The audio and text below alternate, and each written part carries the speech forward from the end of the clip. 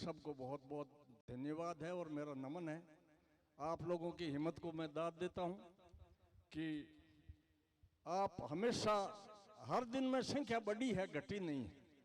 कल की कलश यात्रा हमने देखी है, बहुत भारी भीड़ उमड़ पड़ी थी, लेकिन फिर भी इस सरकार की आंख नहीं खुल रही है।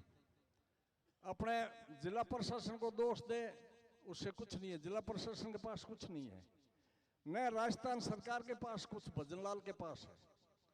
ये किसके पास है? केंद्र में अमित शाह और मोदी जी के पास है। जब वहां से हरी झंडी मिलेगी तभी कुछ अपना कानून बन पाएगा, वरना नहीं बनेगा। ये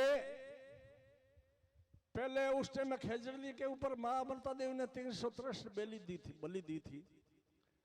तो ये सरकार शायद ये चाहती है कि उससे ज्यादा बलि बिश्नोई समाज दे। मेरे ख्याल से उनका ये इरादा है। गुर्जरों का आंदोलन चला था, आपको पता हो तो 27 आदमियों ने शहीद हुए थे और गुर्जर उन शहीदों पर उनका क्रियाकलाप नहीं किया, उनके ऊपर ही रोटी पका रहे थे और वहीं रोटी खा रहे थे। वो भी एक आंदोलन था। एक नहर का आंदोलन हुआ था पानी के लिए, गड़साना के अंदर 7 लोग शहीद हुए थे। तो इस तरह की, ठीक है, ये सही बात है कि हिंसा जो है वो हमेशा आंदोलन को कमजोर करती है। अहिंसा से जो गांधी जी ने जीता था, इस तरह से अगर अपने साधु संत बैठे हैं, सब अपना समाज बैठा है और उसमें अपने अगर रहेंगे तो अपनी जीत निश्चित होगी। एक बात मैं आपको कहना चाहता हूं, अगर कहीं शहीद की जरूरत पड़ती है, एक नंबर में एक आदमी से अगर ये कानून बनता है तो मेरी 80 साल उम्र हो गई है और मेरा नंबर आप नोट कर लें, 94 601 26 719। आप मुझे कॉल कर देना, मैं हाजिर हो जाऊंगा एक आदमी की अगर जरूरत पड़ती है तो।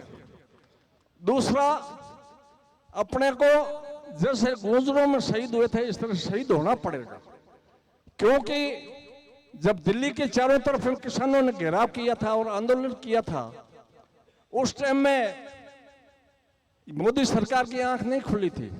70 किसान शहीद हुए थे और लाखों के लोगों में तादाद चारों तरफ दिल्ली को घेर लिया था, लाल किले के ऊपर झंडा फहरा दिया था, लेकिन फिर भी उन्होंने कोई एमएफसी नहीं बनाई, नहीं कोई रेट तय की, नहीं किसानों की कोई मांग मांगी। ये इतने जिद्दी आदमी है। ये कहते हैं अगर भगवान है तो, जैसे रावण और ये कंस कहते थे ना कि भगवान हम ही है। भगवान कौन है? कोई नहीं है। तो इस तरह मोदी और अमित शाह कहते हैं भगवान हम ही है, हम ही पूजो। ये पार्टी की बात नहीं है, लेकिन मैं इन तानाशाहों की बात कर रहा हूं, जो तानाशाह है इनकी बात कर रहे हैं अपने। तो इसलिए मैं तो आपको ये धन्यवाद देता हूं कि आप रात और दिन भूखे प्यासे, जैसा भी अपना खाने का बंदोबस्त है, पीने का बंदोबस्त है समाज की ओर से, उसमें आप डटे हुए हैं। बहुत बहुत आपको धन्यवाद है। और इस तरह से अगर अपने डटे रहेंगे और शायद सरकार की आंख अपने मुकाम मेले से पहले खुल जाए तो बेहतर है। लेकिन उसमें भी सर्दी है, अपने मुकाम मेले को देखते हुए अपने को चकमा देने की कोशिश करेंगे तो उसमें झांसे में या चकमे में मत आना। मेरा यही आपसे निवेदन है। धन्यवाद। जय हिंद। बहुत बहुत धन्यवाद।